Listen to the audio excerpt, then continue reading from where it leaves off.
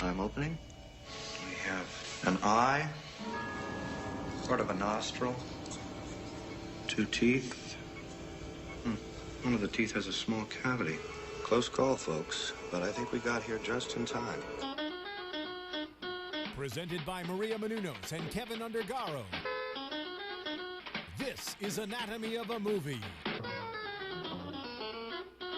In-depth discussions and breakdowns of various movie titles. And now that you've seen the movie, let the dissection begin. Welcome, everybody. Thank you for joining us for another Anatomy of a Movie. This week, brought to you by Maria Menounos' latest new New York Times bestseller, The Every Girl's Guide to Diet and Fitness. Thank you, Maria.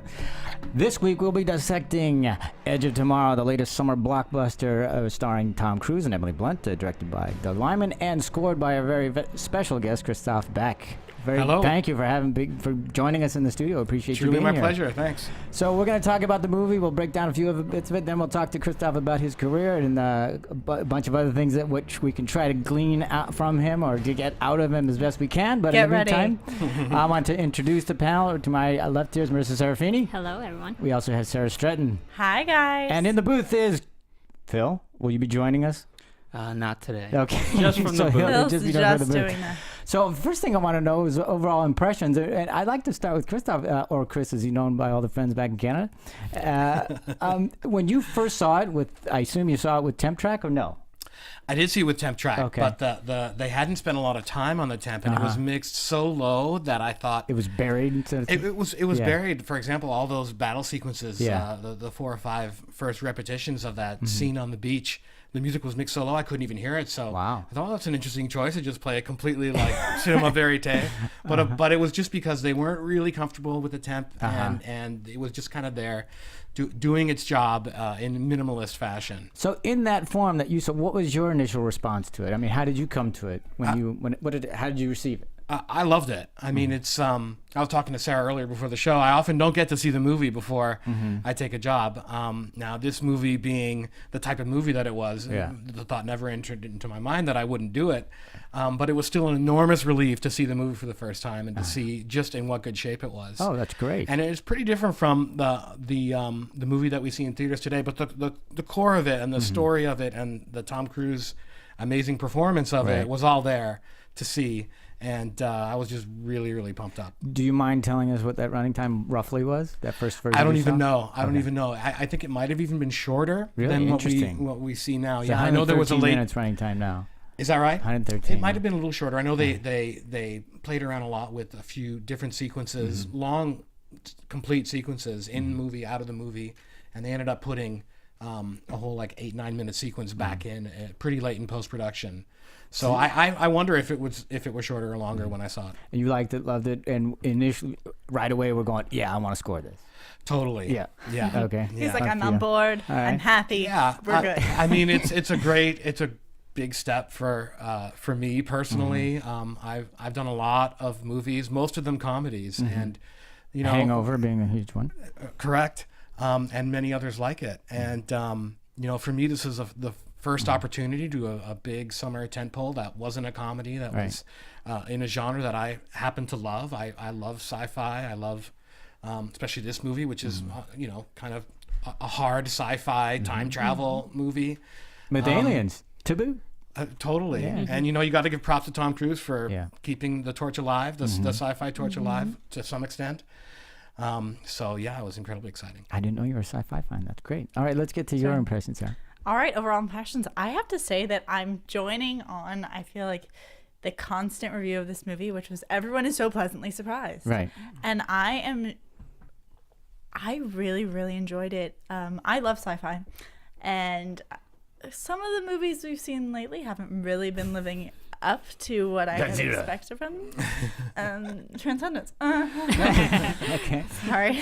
But I think that Tom Cruise's performance, how they approached time in this movie, how my favorite component was that they did make the reliving of this day feel long, feel like a struggle, feel like there is ups and downs. They gave an emotional impact to how many times he was reliving that.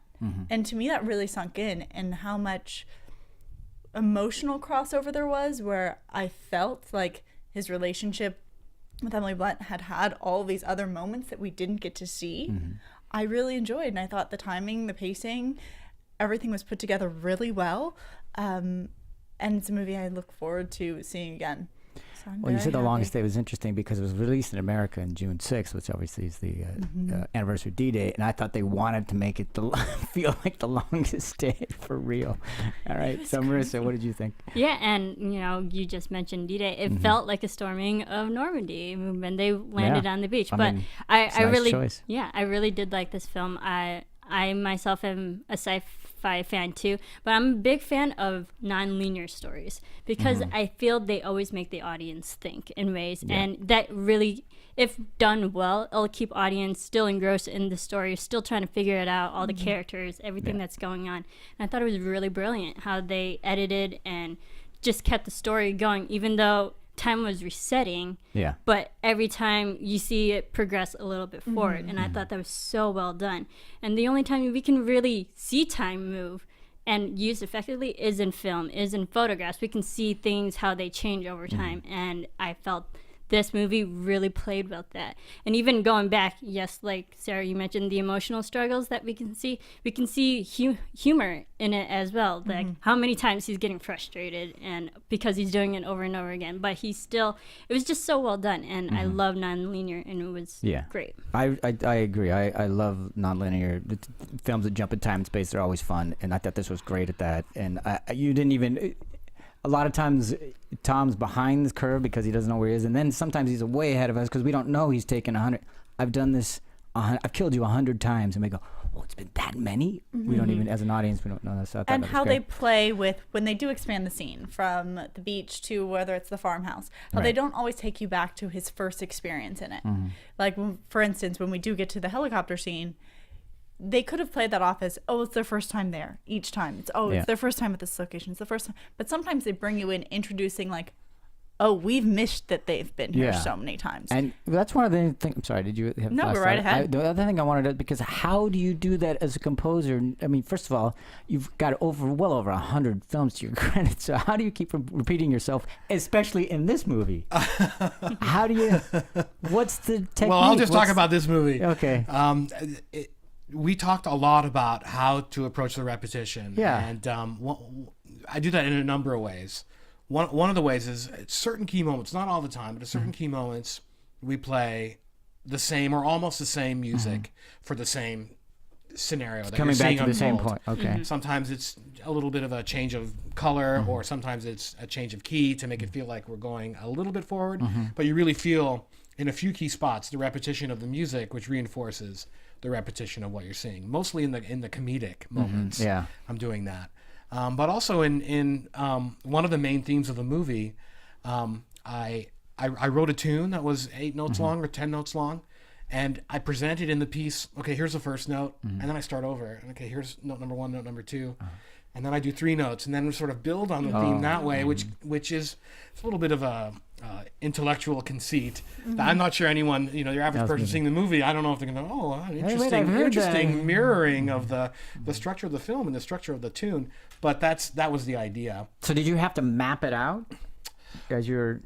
No, it wasn't quite that specific. Okay. It was really more of a feel our way through experiment. I was on this movie for a good 5-6 months. So is that long? That is long. That's unusually long for me. I'm usually on a movie about half that length of time. But it really gave us time to experiment. I wrote a lot of different versions of a lot of the key scenes, and that was a constant source of discussion. How do we play against the repetition? Because when even in the movie when things repeat, there's something different about the scene. There's a forward motion in the storytelling, and how much of that do we want reflected in the music? Is that workshop approach mostly because it's kind of how Doug works, or is that because of the nature of this particular piece we had to do it that way? Honestly, I think it's the nature of the business and the job. It is so difficult to talk about music. Yeah. I mean, I could play a piece of music for you, and you might only be able to tell me if you like it or if you don't, and you might not even be able to tell me that, or you might be able to go into some detail, and maybe you have some ear training or whatever. But it's just, I've seen this quote attributed to lots of different people, but it goes something like, talking about music is like dancing about architecture. I'm sure you guys have heard that before. It really is true in this case. So, and with Doug, there is a bit more of a, I'm not sure what I want, but I'll know it when I hear it type of a thing. So there was certainly an initial struggle in the first month or two, trying to get inside of his head and trying to shed some of my my old habits. And there's also, I mean, I don't know this, but I'm guessing, at least in my mind, my ear, if I hear something, it's different than when I hear it and see it at the same time. Do you always have to see it while you're hearing it to really get the full effect of it? Yeah, I'm not making records. I'm making scores, so it's really all about that. Yeah, It's totally picture and story driven. It has to be. Okay. Now, occasionally, I can take a step back and turn off my dialogue track and just enjoy a piece of music for what it is, a piece of music. Sure. But that's, I can't let myself get seduced by that too much. I have to really think about, okay, but does this do what it needs to do for this story? When you say you create versions and you present them, do you have a place where your gut's at, and are you trying to really accommodate the director's vision? Well, both. I mean, I'm always trying to accommodate the director's vision. Occasionally, I will have ideas that go counter to that, and in which case, multiple versions is a great way of presenting that. Okay, here's the way you want it. But look how do you like it? Yeah. But now check this out. Maybe this is the opposite of what you asked for, but maybe this is better. And most filmmakers, sure, they get married to ideas, but they genuinely want to make the movie as good as they can, and they're open to that sort of thing. So yeah. And you said 5 to 6 months on this. When were you brought into the process? After filming had been completed, or while it was? Oh, okay. After principal filming had been completed, there were a couple of little reshoots that they did here and there during post, but a few months really after they finished shooting. Okay. Yeah, they had a very long post on this movie. They had a very long production. They kept resetting for some reason. Yeah, that's right. They had to do it, hundreds of times. Yeah. What were you saying, sir? Oh no, I was just saying that in general, I feel like this movie, from concept, like in post-production, pre-production, everything, it took a lot, but there was a lot put into it. Yeah. Let's give the backstory of how it became what it is. It was adapted from a 2004 Japanese novel called All You Need Is Kill by Hiroshi Sakurazaka. Good luck with that one. Hopefully, apologies if I mispronounced any if I did. It was bought in late night 2009 by 3 Arts Entertainment. Instead of pitching a studio to make the film and buy the rights to make the film, etc., they decided to do a spec script. But they brought on Dante Harper, and which he wrote a script that ended up on the blacklist. And in 2010, it was purchased by Warner Brothers. And it was purchased for a lot. It was purchased for over. I want to say, I think it was over. It was over $1 million. Reports from $1 million to $3 million. I don't know if anybody knows, but I'm sure we'll find out. And then it was proceeded to be a little bit hacked. Yeah, well, this is what a lot of people have asked me. They wanted me to go into more detail about how things go to the screen. So we're just giving this as an example, which is not, well, it is indicative of most scripts in Hollywood. Let's just put it that way. So it was purchased in 2010 by Warner Brothers. It was revised in 2011. It was revised again by Joby Harold to fit Tom Cruise's age, because at the time he wasn't on the script. Now he became on the film. Okay, 6 months after that, or excuse me, 6 months into filming, Lyman discarded 2/3 of Harper's original script, brought in Jez Butterworth and John Henry Butterworth, and they were hired to rewrite. Screenwriter Simon Kunsberg take over after that. 8 weeks before filming, it was replaced by Christophe McQuarrie. So this is common, and even though Dante did the original script, he's not credited because so much of it was changed. So the final credit goes to Jez and John Henry Butterworth and Christophe McQuarrie. That would be how it happened. That's how it goes. And I didn't know any of that. Yeah, you didn't know. Okay, no. So that's step how it goes. after step after step. And they didn't even finish they hadn't finished the writing while they started filming, so they were still writing it as they were filming it. I think, if I'm not mistaken, Chris McQuarrie has worked with Tom on a few things. Yeah. So lucky you get to come in, and that's all kind of dealt with. Well, I mean, it's still, there's still quite a bit of chaos around the project on a big project like this, of course. But that was all, water under the bridge by that point. And you're still trying to figure out what you got after you filmed it. It's like, all right, what do we really have here? So now you said when you started on this production, you struggled with the tone of the film. What did you do to overcome that and get started? Really just a lot of writing and rewriting. And then there was one particular point about 2 or 3 months in when I had made quite a bit of progress, but there was still some obstacles creatively somehow to me, finding a tone that pleased everybody, and by everybody that was Doug and Tom at that point. Doug was involved with the scoring process by that point. And it was actually the suggestion of one of the music executives at Warner Brothers that just take 2 weeks off. Like, we don't want to see you for 2 weeks, and just go write music, turn the picture off, and just write music, thinking about the character, story, whatever. And I was thinking, I don't know, is that really going to help? I don't know, but it sounds fun. I don't have to see you guys for 2 weeks. All right, cool, I'll go do that. And that was a bit of a breakthrough for me. I think I wrote really only 3 pieces during that time, but all 3 ended up in the movie, and one of them ended up being the solution to a nut I was trying to crack with the comedy, how to play the comedy. Yeah. I mean, I've done, as you pointed out, a ton of movies. A lot of them are comedies. I feel like I'm the comedy expert, but this movie was, the humor was obviously incredibly important. Yeah. And you guys all mentioned how refreshing it was and something unexpected in the film. To have the right touch with that was really important. And things went, a lot smoother after that. So it was the so-called break or whatever that allowed you to cut. Was this? Yeah, that's interesting. I actually, the piece as written was supposed to be in the end credits. I don't know if they used it. I don't think they did, but it is the last piece on the soundtrack. And that material also appears in the helicopter scenes. It's kind of almost like a march feel to it, where the low strings are just kind of pounding away, and it really plays to his, I don't give a crap kind of attitude by that point. Like, he's just over the whole thing, like whatever. And so it was sort of a bit of a forcefully apathetic march. That's how it's an adagio, forcefully apathetic, whatever. Well, it sounds better in Italian. Yeah. What type of, when you were looking at this film, like finding these little inspirational points, was there any style of music that really you drew from or held your ear, or any instruments that you really felt propelled your inspiration? Nothing in particular, so much as Doug's really pushing me to try things in a very unconventional way. And that led me toward this being a futuristic film with industrial overtones. Those mech suits are they're real, they're not CGI, and they feel real in the movie. They look great, and so somehow get some of that industrialization and mechanical, metallic type of vibe in the score.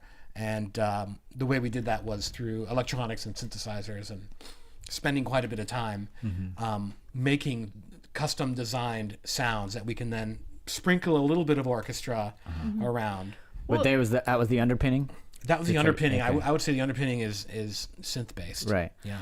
Is that interesting for you? Because, I mean, you're a classically trained musician, and kind of this influx of how technology, graduate how of Yale University, and like how, like, the synthesizer, how all these, kind of interesting sounds are coming into play now.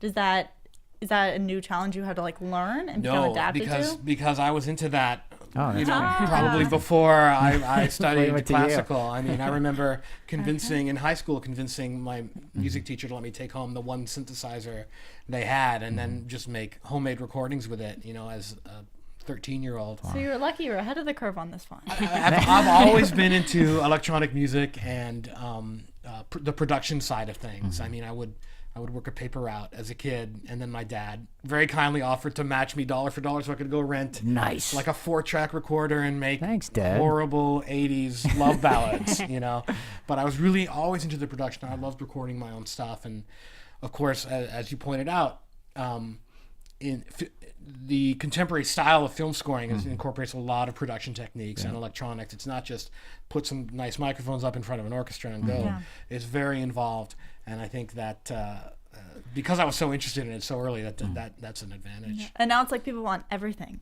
It's like they want the synthesizer at some point, but also we can't leave out the piano. Get the strings in there. Like, where's the oboe? We want everything. Well, isn't that's a sort of a kitchen sink mentality? Yeah. But isn't that the case for the entire sound picture of films? They're getting so loud, and so there's no quiet in movies anymore. Do you struggle finding those times, or people allowing them? It is difficult. It takes a brave filmmaker, especially in today's climate, with a Hollywood film. I mean, if you're talking about indie films or foreign films, that's a whole nother thing. But, you know, you'd have to be very secure in your movie to do like a Castaway. That's right. Right, where the entire hour and a half middle part of the movie has no score whatsoever, and it's just all about Tom Hanks's performance. Yeah. When you see a movie like that, does part of you ever be like, oh, but if there was music here, it would be nice? Not when it's as well executed as that. I mean, if the movie didn't work, or if somehow there was a scene where Tom Hanks's performance was not quite as strong as the others, and you'd be like, okay, maybe a little music would help here. But as a concept, I just really appreciated the elegance of it and the simplicity of it. Just to say, okay, we'll play the beginning and the end, and just this time on the island, and we just want the solitude to be the main thing we feel, not, you know, this syrupy orchestra of strings telling you to feel sad. Wall to wall exactly, manipulating like crazy. But you talked about being unconventional. And so how would you approach it in terms of the themes? You know, some of your characters, like Rita has her own thing going. So was that specific? But that's about it. That's what I was wondering. Was that obviously it seemed like a specific choice? We're not going to go that route. Right, definitely. Okay. Great example is the scene where Cage finally becomes like a super soldier. Right. And after doing this Normandy-style battle, dozens, hundreds, however many times, he finally gets to the point where he can really kick ass in the battlefield. Yeah. And they kept saying, he's Superman now, they being Doug and the other filmmakers. So in my mind, I'm thinking, you know, like the Indiana Jones theme. So I've done like 8 or 10 things. And he's like, no, still too conventional. And finally, it's like, okay, forget about the whole idea of a long line melody. And I created some orchestral effects and sampled them and processed them, distorted them. And basically, at one point, after going back and forth on a lot of these sort of heroic, not quite heroic versions, Doug said, you know, why don't we just forget about superhero? What if he's just like a punk rocker? What if he's just like a rebel and he just doesn't care anymore? So that's what ended up in the movie, a kind of very aggressive, almost industrial, sampled orchestra, hybrid type of thing. Hard to describe. I think that feeling carries through, because that's how I would describe him. Like if someone came out of that movie being like, oh, Tom Cruise comes out as, you know, the glorious figure, I'd be like, no, it is. It's that it's a little bit darker. It's a little bit more of a frustration. But and he getting does dragged, kicking and screaming. Yeah, because he's a reluctant hero. He's goes from a coward to a hero, but he's reluctant pretty much all the way. I mean, he does it for her more than anything. Go ahead. Do you enjoy composing for the storytelling aspect of a film, or more for the character development of a certain person?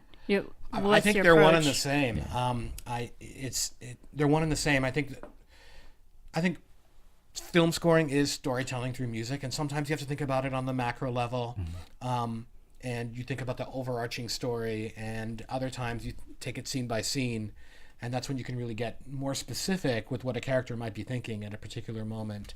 But those are all decisions, you know, whether to do one or the other musically, that are constantly talked about between me and the director, and we try different things, and sometimes they have a very clear idea what they want to do. If there's a scene with 2 characters having a conversation, but they're thinking very different things, maybe they have different agendas, the music has to make a choice, and that choice affects the flow of the story. And so those are the types of decisions. I consider those to be kind of in the same category. And so was your most challenging part of this to try to get away from the convention? Yes. Yeah, definitely. And to find the right sound that rang true to Doug's ears as something that was very original, that I pushed still you. You know, and also it's important that I still like it too. Yeah, exactly. So it was, I mean, that was the hardest part of it. And, you know, to put it colloquially, the movie kicked my ass for 6 months, and you know, my ass started to hurt. Yeah, there you go. So I would do it again in a heartbeat. I would do it again in a heartbeat to get a chance to work on movies of this caliber with filmmakers of this caliber. And if it's 4 times as much work as my other films, that's okay. I'm ready. There you go. Now obviously we talked about how you first came to you and what version you saw. Have you seen the finished version in any form? I actually have not. Okay. I'm a little embarrassed to say. No, it's all right. It's all right. The circumstances. You've worked on it more than for a very long time. Now, normally as a film composer, you get to see the movie twice, like in its finished form. And the first time would be when they finish their sound mix. Yeah. And they invite everyone in to come in and make their comments, and they have a few more days to make final tweaks. I'm usually at this playback, and that's when I get a chance to suggest the music might be too soft, too loud, or if any of the powers that be in the room have any issue with the music, I can be there to help solve problems. Right. So I get to see it there in, I would say, 99% finished form. And then there's usually the premiere. Right. In this case, the final mix was in London. I had just gotten back from London after spending 2 weeks there recording and doing my own music mix. I wasn't going to get back on a plane and go back for a 2-hour meeting. Sure. You're like, this is too long of a plane. 6 months I started. I think I can be done right now. Well, from when you first saw it to that point where you'd seen the 99% version, how had it changed for you? Was the feeling still there? Were those initial reactions still part of it, or were they? I didn't actually ever get to see it. I didn't make it back. I misunderstood that. I'm saying normally. I misunderstood that. This was the exception to the rule. Because I'm based here and the post-production was over there. Right. No, I get it now. I thought you had been there for that, but not for the next one. And normally the second time I get to see the finished product is the premiere. And in this particular case, the premiere was in New York, and it was part of a kind of a crazy stunt for the fans that involved jet setting, right? New York, time London, zones, and right? Like that, New York, London, and Paris, all the same day. And by the time they got to New York, that was the last one. It was midnight. Yeah. On the edge of tomorrow. Well, that was the idea, right? Yeah. They did their red carpet, and they came out and they introduced the movie, and then they all went out to dinner. And so I'm like, okay, I could go out to dinner with Tom Cruise, or I could see this movie that I've already seen 600 times. Yeah. I'm gonna go to dinner. Yeah. So how was the dinner? It was supposed to be really lavish. It was great. It wasn't really lavish. It was pretty small, and it was basically just a filmmaking team. Maybe you're thinking of a different event. It was the rap. Yeah. Rap party. Yeah. So that was just the executives and the filmmakers and some of the cast. So I never got to see it there either. And I've been so busy lately, I haven't got a chance. I was going to take my son. It's my really wife was good. like, he really wants to see it. I'm taking him. So everyone in my family has seen it but me. So one day soon, I'm going to see it in 3D IMAX before it leaves You're going to theaters. see it and you're going to be like, wait, this is totally different. Do you ever get notes from your family after they've actually seen it in a movie? Like, No. I would say the only person really qualified to do that in my family would be my wife. Yeah. And she's definitely a tough critic, and that's why I love playing my stuff for her. You have to. You need someone like that. When she says, you know what, that's great, I love that. It happens pretty rarely, so it really means something. She doesn't, go into, I don't know about this cue. Could you have gone to A flat instead of A, like whatever. Nothing quite like that. So she doesn't throw any bouquets, but when you get them, they're pretty good. Has she said that lately? She's a composer and a songwriter as well. My 9-year-old daughter is a violinist and a pianist. In fact, she played a couple of pieces on the Frozen score. I brought her to sit with the violin section, which was great. Very happy about So I predict in a few years I'll be getting notes from her. You're like, what have I done? But if it's good for your daughter, then it's good for the rest of the young girl community. Was there any piece recently that you've done that they were really wowed by, or like? Oh, you mean my family? Frozen, I guess. For my daughter in particular. My son said to me after he saw Edge of Tomorrow, I said, so did you hear any music? Did you pay attention to music? We've talked a little bit about music and how it works in movies, and how if the movie is really good, it's okay to not remember the music, and it's okay to not focus on the music, just be involved with the story. So he was like, I really liked the movie, so I didn't really get to hear much of it, but definitely heard a couple moments that were classic dad. How old is your son? He's 13. 13, classic dad. Yeah, so he's heard a few of my scores, I guess, and some of my isms shown through. They have a musically involved family. Yes, very much. My wife is a great pianist, and our living room is basically a music room. And there's just a lot of music being played in our house all the time. We have like almost like a band room instead of a living room, where anytime someone feels like it, they can just sit in front of a drum set and play or something like that. So we play family band every once in a while. reenact Partridge Family. The next Jam film. session. Oh, Just that's jam way before sessions your from time. the- No, I still got Partridge Family. I know that stuff. I wanted to get to, because we brought up Frozen a little bit, you have done, your repertoire film is ginormous. Yeah. You guys can go on his website. There's like literally over 30 films, and I just don't even understand how you have time for this. 60 or 70. Crazy. Yeah, it's crazy. But I want to talk a little bit about how you do choose projects and how, because I think this year alone we've seen Frozen, we've seen Edge of Tomorrow, completely different genres, completely different working environments. What makes you sign on to a project, or what do you find interesting, or what compels you to join? Well, a certain honestly, piece? usually what gets me to sign on to a project is a job offer. It's definitely now post Frozen. Let's say I am enjoying a little bit more freedom to pick and choose, but even then it's difficult because it's very important, as you guys know and have probably discussed. Careers in Hollywood are built on relationships, and so I have to really give priority to any director I've worked with who wants to work with me again, especially ones I like. And so, whatever their next movie is, I'm doing whatever it is. And it's difficult to really pick and choose in that way. And prior to Frozen as well, without an amazing credit like that to have, you're at the mercy of you're more at the mercy of what the people who hire composers are intending to do, and whether they want to hire you than you are just, I think I'll do that one, that one, that one, and that one. But avoiding being typecast is something that I'm always thinking about. And, maybe after doing a whole bunch of comedies, I'll let my agents know, hey, I'm getting a little bit sick of comedies. Can we do something else? Can we do something else? Can we look at some other options? I don't mind taking a pay cut, whatever. And we try to get creative about ways to break out of that. And you've done it. I mean, we were talking earlier. I think you've avoided it. Thank Crazy you. Stupid Crazy. Love. Thank you. I mean, it's not Frozen either. Well, so. I find this amazing. I'm going to repeat it again because I think it's incredible. He has the highest grossing R-rated comedy with The Hangover, and now the highest grossing animated film. Like, typecast. I don't see it. I don't see it happening. Edge of Tomorrow. Things are happening. Midas That's Beck great. here. Yeah. And your music definitely covers so many different demographics as well. I mean, you have Frozen with the younger kid demographic, and then you had Buffy, which catered to the teenage, and then you had the adults with Hangover. So your music covers so many different audiences, and I think that's amazing for any composer. You can be more well-rounded in that way. But despite not wanting to be typecast, do you have a favorite? Oh, Well, I want to do things I've never done. I want to do a horror movie. Although nice. I worry that, depending on the type of approach they want to go with the score, I could have pretty splitting headaches by the end of the day listening to this crazy, noisy stuff. I'd love to do... you need like a beautiful horror story. Maybe one with some lyricism or a romantic love story. I've done a couple of those, but it'd be nice to do another one.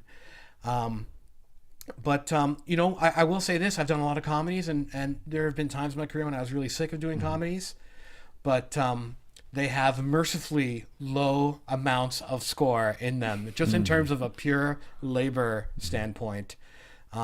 Edge of Tomorrow has twice as many minutes of score as your average comedy. Wow. So it's a lot more work. Sure. But like I said earlier, for the right project, if I get excited about something, the work, it doesn't matter how much work it is.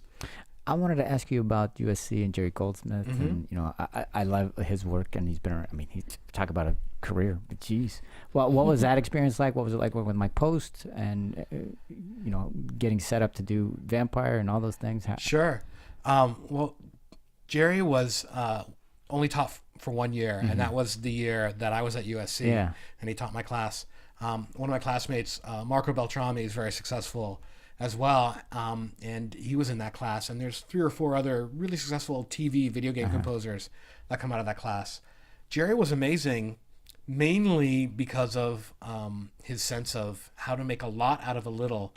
He can construct an entire piece of music out of a 3-note motif, for example, and he would show us in his pieces how that's all related. It's almost like the way Beethoven would spin a whole 10-minute piece out of 3 notes. Most famously in the Fifth Symphony. Sure.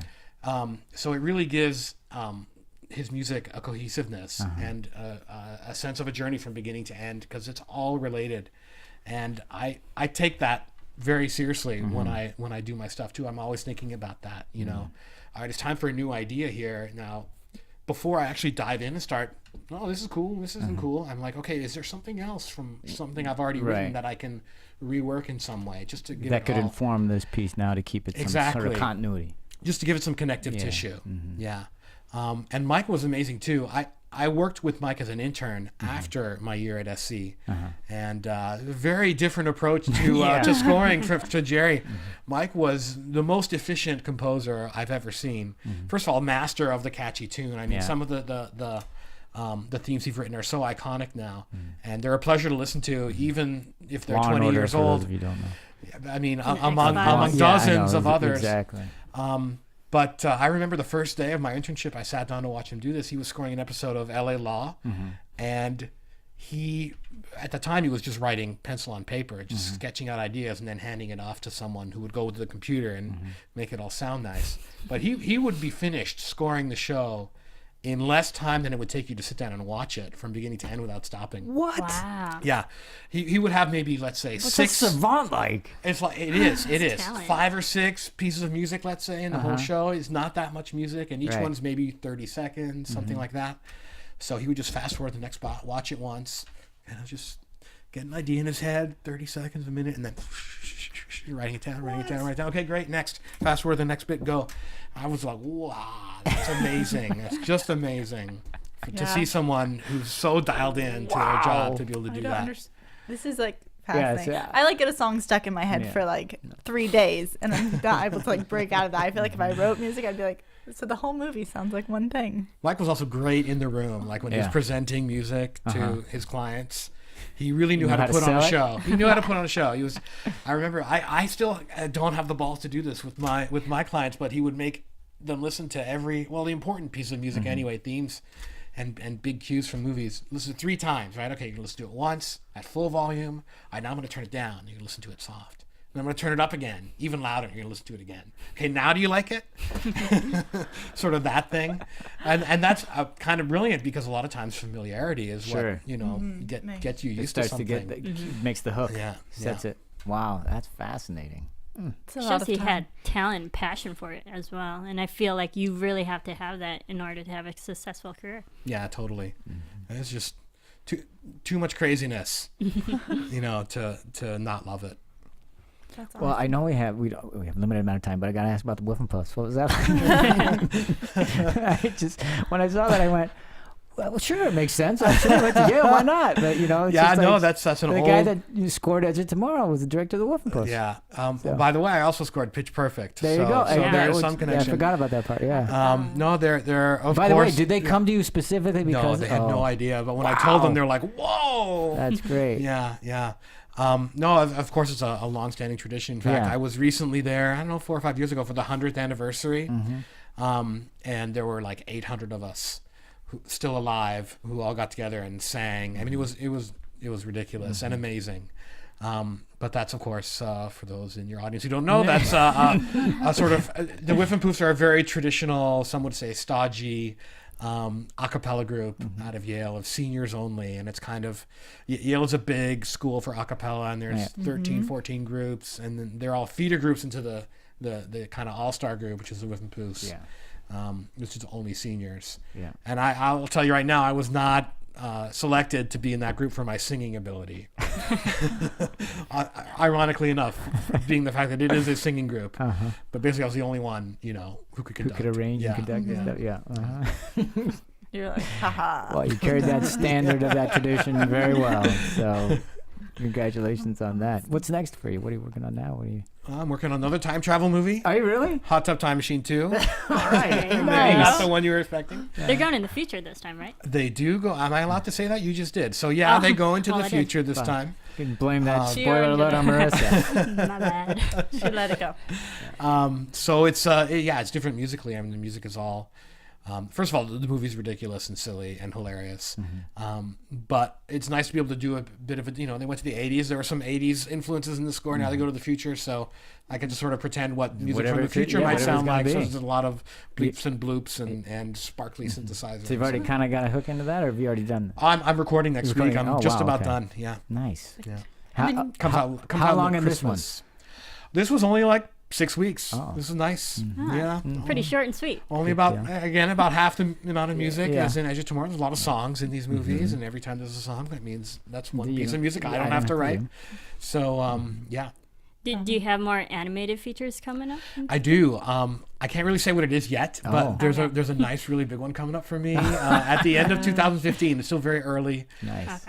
And a very exciting and daunting opportunity all at the same time. But they all feel that way, of course. But you've kind of found the slow discovery of love of animation, haven't you? Yes, I have. The experience of working on Frozen was really amazing. And I think it comes from the fact that in live action, a lot of time, there's a bit of an us versus them with the filmmakers in the studio. The studio wants one thing, filmmakers want another, especially directors who really believe in their vision, and it's maybe not what the studio wants, but they feel so passionate about it, they just want to defend it. And I get kind of caught in the middle because, it's a studio that hires me. Yep.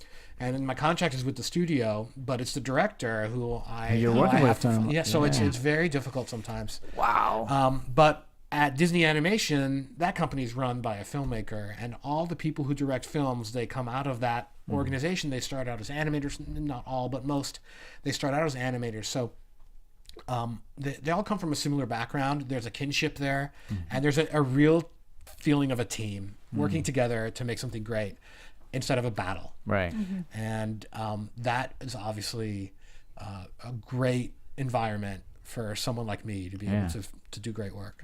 Yeah, and on top of that, you also did the Disney Paperman short animation. Right. Would you like to do more short animations too? I'll do anything with Disney that they call me for. In fact, I've done I did another short for them. I don't know if it'll ever be released, but it was for a retailer's convention or maybe their marketing department or something for something they can show at conventions and gatherings of international Disney people. I really was never quite sure what it was for, but it was this beautiful... They're always busy. They got lots of stuff to do. It was this beautiful montage of all their animated films from their entire catalog, arranged in a very sweet way, and there was no sound in it except for the music, which is similar to Paperman. The three projects I've done for Disney have all felt like amazing opportunities for music. Two of them having no sound in them except for music. So it's hard for me not to have a soft place in my heart for them. I want to see Well, we're going to have to leave it there. We want to thank you so much for coming by and giving us your insight into this film, and as well as the things you have coming up. We can't wait to see them. We hope to have you back when those opportunities arise. And, anytime. You guys are great. I appreciate it very much. We're going to take a quick break here while we allow Christophe to head out, and then we'll come back and give our final thoughts of Edge of Tomorrow, and we'll see you soon. Everything was put together really well, and it's a movie I look forward to seeing again. So well, you said The Longest Day was interesting because it was released in America on June 6th, which obviously is the anniversary D-Day, and I thought they wanted to make it feel like The Longest Day for real. All right, so Marissa, what did you think? Yeah, and you just mentioned D-Day. It felt like a storming of Normandy when they landed on the beach. But I really did like this film. I myself am a sci-fi fan too, but I'm a big fan of non-linear stories because I feel they always make the audience think in ways, and that really, if done well, it'll keep audience still engrossed in the story, still trying to figure it out, all the characters, everything that's going on. And I thought it was really brilliant how they edited and just kept the story going, even though time was resetting, but every time you see it progress a little bit forward, and I thought that was so well done. And the only time we can really see time move and used effectively is in film, is in photographs. We can see things, how they change over time, and I felt this movie really played with that. And even going back, yes, like Sarah, you mentioned the emotional struggles that we can see humor in it as well, like how many times he's getting frustrated and because he's doing it over and over again, but it was just so well done, and I love non-linear, and it was great. I agree. I love non-linear films that jump in time and space. They're always fun, and I thought this was great at that. And you didn't even a lot of times Tom's behind the curve because he doesn't know where he is, and then sometimes he's way ahead of us because we don't know he's taken 100. I've done this. I've killed you 100 times. It was buried. It was buried. For example, all those battle sequences, the 4 or 5 first repetitions of that scene on the beach. The music was mixed so low I couldn't even hear it. So I thought that's an interesting choice to just play it completely like cinema verite. But it was just because they weren't really comfortable with the temp, and it was just kind of there, doing its job in minimalist fashion. So in that form that you saw, what was your initial response to it? I mean, how did you come to it how did you receive it? I loved it. I mean, it's. I was talking to Sarah earlier before the show. I often don't get to see the movie before I take a job. Now, this movie being the type of movie that it was, the thought never entered into my mind that I wouldn't do it. But it was still an enormous relief to see the movie for the first time and to see just in what good shape it was. Oh, that's great. And it's pretty different from the movie that we see in theaters today. But the core of it and the story of it and the Tom Cruise amazing performance of it was all there to see. And I was just really, really pumped up. Do you mind telling us what that running time roughly was? That first version? I don't even know. I don't even know. I think it might have even been shorter than what we see now. So I know there was a late minutes running time now. Is that right? 113. It might have been a little shorter. I know they played around a lot with a few different sequences, long, complete sequences in the movie, out of the movie, and they ended up putting a whole like 8-9 minute sequence back in pretty late in post production. So I wonder if it was shorter or longer when I saw it. And you liked it, loved it, and initially, right away, we're going, I want to score this. Totally. Yeah. Okay. He's like, I'm on board. Right. I'm happy. Yeah. We're good. I mean, it's a big step for me personally. I'm opening. We have an eye, sort of a nostril, 2 teeth. One of the teeth has a small cavity. Close call, folks, but I think we got here just in time. Presented by Maria Menounos and Kevin Undergaro. This is Anatomy of a Movie. In-depth discussions and breakdowns of various movie titles. And now that you've seen the movie, let the dissection begin. Welcome, everybody. Thank you for joining us for another Anatomy of a Movie. This week, brought to you by Maria Menounos' latest new New York Times bestseller, The Every Girl's Guide to Diet and Fitness. Thank you, Maria. This week, we'll be dissecting Edge of Tomorrow, the latest summer blockbuster starring Tom Cruise and Emily Blunt, directed by Doug Liman, and scored by a very special guest, Christophe Beck. Hello. Thank you for joining us in the studio. Appreciate you being here. Truly my pleasure. Thanks. So we're going to talk about the movie. We'll break down a few bits of it. Then we'll talk to Christophe about his career and a bunch of other things which we can try to glean out from him or to get out of him as best we can. But in the meantime, I want to introduce the panel. To my left here is Marissa Serafini. Hello, everyone. We also have Sara Stretton. Hi, guys. And in the booth is Phil. Will you be joining us? Not today. Okay. Just from the booth. Phil's just doing that. So first thing I want to know is overall impressions. And I'd like to start with Christophe, or Chris, as he's known by all the friends back in Canada. When you first saw it, I assume you saw it with Temp Track or no? I did see it with Temp Track, but they hadn't spent a lot of time on the temp, and it was mixed so low that I thought I've done a lot of movies, most of them comedies, and Hangover being a huge one. Correct. And many others like it. And, for me, this is the first opportunity to do a big summer tentpole that wasn't a comedy, that was in a genre that I happen to love. I love sci-fi. I love, especially this movie, which is, kind of a hard sci-fi time travel movie. With aliens, taboo. Totally. Yeah. And, you got to give props to Tom Cruise for keeping the torch alive, the sci-fi torch alive to some extent. It was incredibly exciting. I didn't know you were a sci-fi fan. That's great. All right, let's get to your impressions, Sarah. All right, overall impressions. I have to say that I'm joining on, I feel like, the constant review of this movie, which was everyone is so pleasantly surprised. Right. And I really, really enjoyed it. I love sci-fi. And some of the movies we've seen lately haven't really been living up to what I had expected from them. Transcendence. Okay. Sorry. But I think that Tom Cruise's performance, how they approached time in this movie, how my favorite component was that they did make the reliving of this day feel long, feel like a struggle, feel like there is ups and downs. They gave an emotional impact to how many times he was reliving that. And to me, that really sunk in, and how much emotional crossover there was, where I felt like his relationship with Emily Blunt had all these other moments that we didn't get to see. I really enjoyed, and I thought the timing, the pacing. And we go, oh, it's been that many? We don't even, as an audience, we don't know this. And how they play with, when they do expand the scene from the beach to whether it's the farmhouse, how they don't always take you back to his first experience in it. Like, for instance, when we do get to the helicopter scene, they could have played that off as, oh, it's their first time there each time. It's their first time at this location. It's the first time. But sometimes they bring you in introducing, like, oh, we've missed that they've been here so many times. And that's one of the things. I'm sorry, did you have No, we're right ahead. The other thing I wanted to, because how do you do that as a composer? I mean, first of all, you've got well over 100 films to your credit. So how do you keep repeating yourself, especially in this movie? How do you, what's the technique? Well, I'll just talk about this movie. Okay. We talked a lot about how to approach the repetition. Yeah. And I do that in a number of ways. One of the ways is at certain key moments, not all the time, but at certain key moments, we play the same or almost the same music for the same scenario. That Coming you're back to the same unfold. point. Okay. Sometimes it's a little bit of a change of color, or sometimes it's a change of key to make it feel like we're going a little bit forward.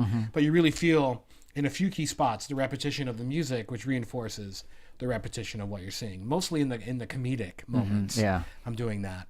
But also in one of the main themes of the movie, I wrote a tune that was 8 notes long or 10 notes long, and I presented in the piece, okay, here's the first note, and then I start over. Okay, here's note number 1, note number 2, and then I do 3 notes, and then we sort of build on the theme that way, which is a little bit of a intellectual conceit that I'm not sure anyone